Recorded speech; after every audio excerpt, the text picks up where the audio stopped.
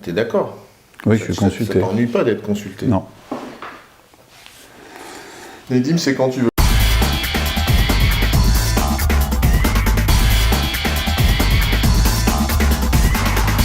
Bonjour Philippe. Bonjour Patrice.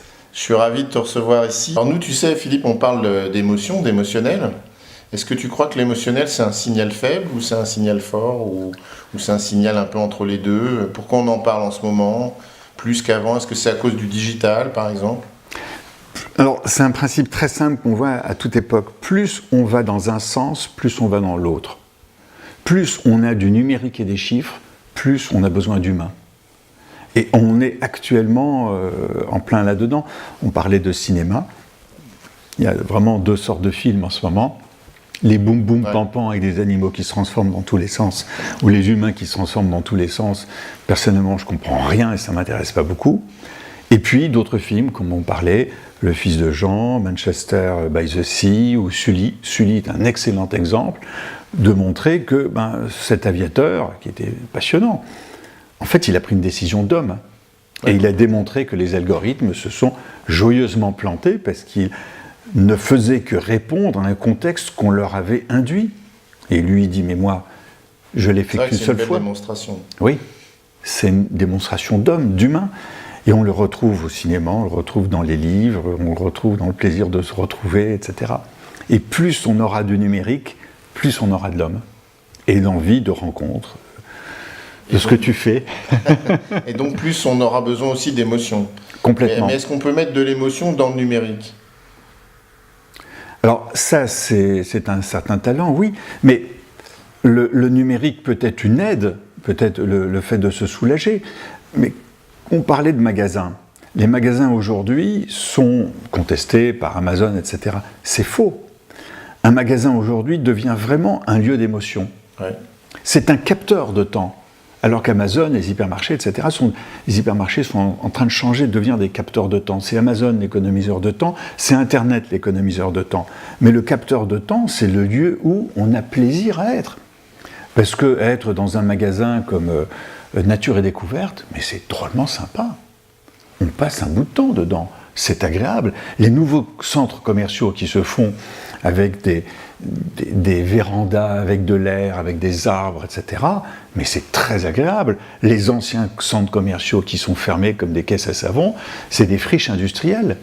Donc, il y a des réponses dans le bien-être d'un lieu. Ouais. Le numérique peut aider parce qu'on dit aux gens, écoutez, visitez nos magasins, achetez ce que vous voulez, voyez des films, etc. Et si vous voulez vous faire livrer, nous, on vous livrera.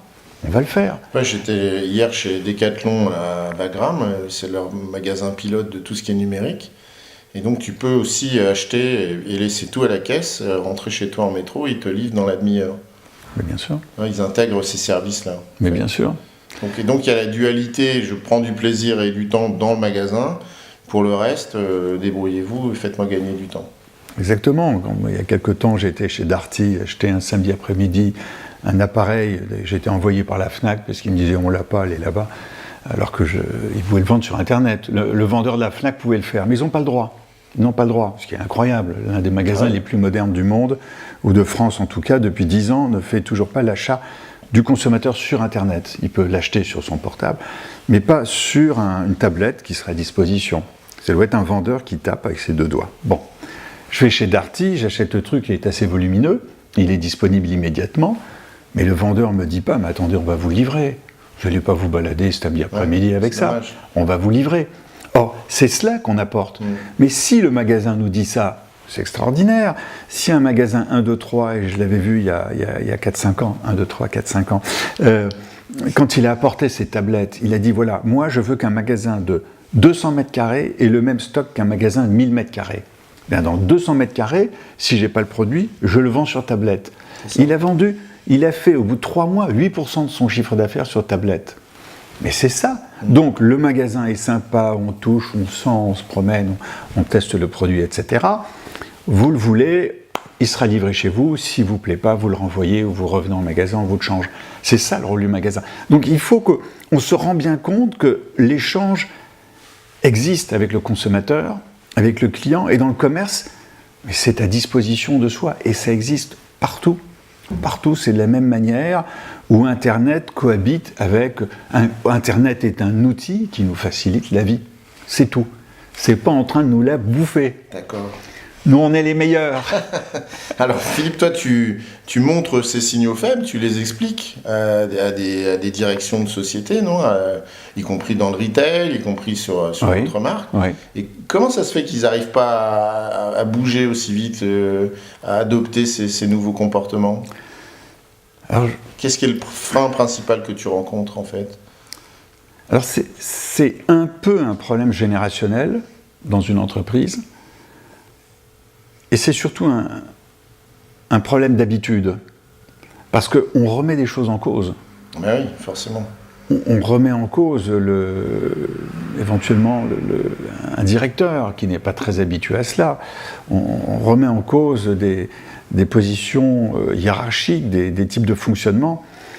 Et là, c'est pas facile. Même pas quelque chose de syndical, c'est quelque chose d'humain, où on a du mal à changer ses habitudes, à voir les choses différemment. Moi, j'aurais envie...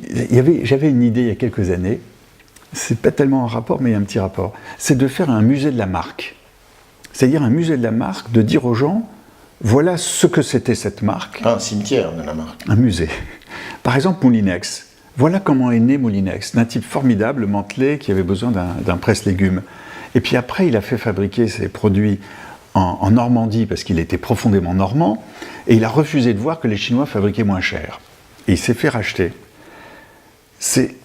On se dit, zut, il a raté une étape, ce type était extraordinaire. Mais peut-être que pour lui, c'était plus son métier. Donc il fallait qu'il change, qu'il passe le relais. On le voit dans de nombreuses entreprises, c'est parfois le changement générationnel qui permet, chez Bouygues, chez Lagardère, peut-être demain chez Bolloré, quoiqu'il est assez fort, le patron de Bolloré, le changement générationnel permet d'aller sur cette rupture. Donc l'évolution d'un individu par rapport à ses habitudes dans sa société même, c'est pas évident. On ne peut pas forcément le reprocher à la personne qui a du mal. Pourtant, elle met son entreprise en péril. Or, il faut admettre qu'on est dans un monde qui va vite, et non seulement ce monde va vite, non seulement ça va très vite, ça va aller encore plus vite. Parce que ce qui est en train d'arriver là, maintenant, en 2018 et ensuite en 2020, c'est la 5G. On est sous la 4G. La 5G, c'est 25 fois plus rapide, grosso modo. Ça a tout changé, non ? Le temps de latence, c'est-à-dire le temps de réactivité des choses, est 25 fois plus vite. Dans un stade où aujourd'hui on a 1000 appareils numériques qui peuvent fonctionner, puis après c'est bloqué, en 2020, c'est 1 million d'appareils qui fonctionnent dans le même stade. Donc tout change, toute la communication change dans son immédiateté et sa rapidité.